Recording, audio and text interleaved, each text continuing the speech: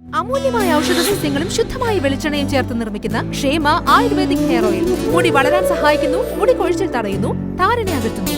ക്ഷേമ ayurvedic hair oil. ജനിതക രോഗങ്ങളെ ഭ്രൂണാവസ്ഥയിൽ കണ്ടെത്താൻ സൗകര്യമൊരുക്കി മൂവാറ്റുപുഴ സബൈൻ ആശുപത്രി.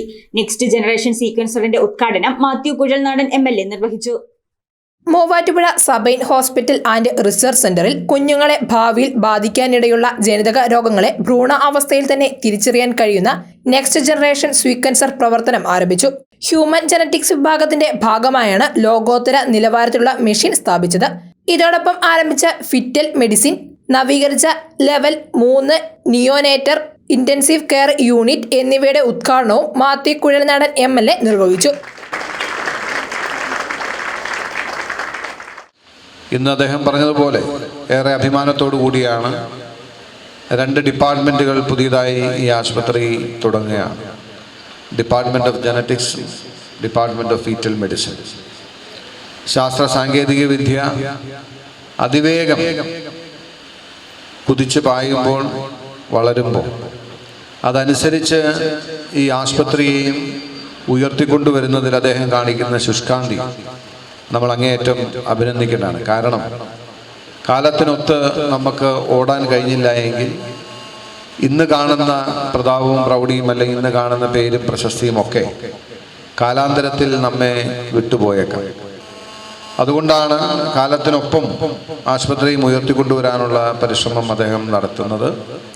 അങ്ങേയറ്റം അഭിമാനത്തോടുകൂടി പറയാൻ കഴിയും. ഇന്നത്തെ ഏറ്റവും ലേറ്റസ്റ്റ് ആയിട്ടുള്ള ട്രീറ്റ്മെൻറ്റ് ടെക്നിക്സും അല്ലെങ്കിൽ ട്രീറ്റ്മെൻറ്റ് ഫെസിലിറ്റി, ഏറ്റവും ലേറ്റസ്റ്റ് ആയിട്ടുള്ള എക്യുപ്മെൻറ്റ്സും മറ്റ് സൗകര്യങ്ങളും ഒക്കെ ചേർന്ന് സബൈൻ ഹോസ്പിറ്റൽ എന്ന് പറയുന്നത് ഒരിക്കൽ കൂടി ഈ സംസ്ഥാനത്തെയും രാജ്യത്തെയും മികച്ച ഹോസ്പിറ്റലിൻ്റെ പട്ടികയിലേക്ക് കടന്നു വരികയാണ്. നെക്സ്റ്റ് ജനറേഷൻ സീക്വൻസറിലെ അത്യാധുനിക സാങ്കേതിക വിദ്യ ഉപയോഗിച്ച് കുഞ്ഞുങ്ങളെ ഭാവിയിൽ ബാധിച്ചേക്കാവുന്ന ജനിതക രോഗങ്ങളെ ഭ്രൂണാവസ്ഥയിൽ തന്നെ കണ്ടെത്തി അവയെ പ്രതിരോധിക്കാൻ ആവശ്യമായ ചികിത്സകൾ ഉറപ്പുവരുത്താനാകും.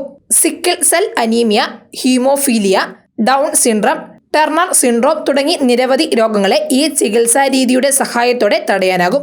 ഡോക്ടർ റീതുവിന്റെ നേതൃത്വത്തിൽ ഹ്യൂമൻ ജനറ്റിക്സ് വിഭാഗവും ഡോക്ടർ ജിതയുടെ നേതൃത്വത്തിൽ ഫിറ്റൽ മെഡിസിൻ വിഭാഗവും പ്രവർത്തിക്കുന്നു.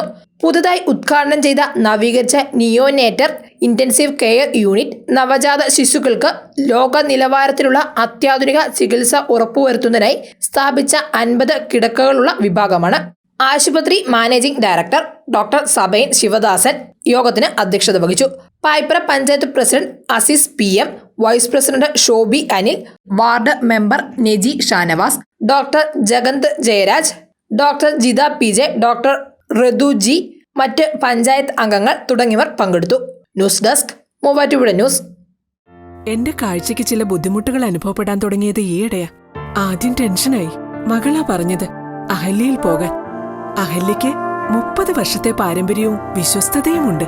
അഹല്യയിലെ വിദഗ്ധരായ ഡോക്ടർമാരുടെ ചികിത്സ കൊണ്ട് എനിക്ക് എന്റെ കാഴ്ചശക്തി പൂർണ്ണമായും തിരിച്ചു കിട്ടി. ഇപ്പൊ എനിക്ക് ഈസിയായി വായിക്കാം. നേത്ര സംരക്ഷണത്തിന് നമ്മുടെ അഹല്യ.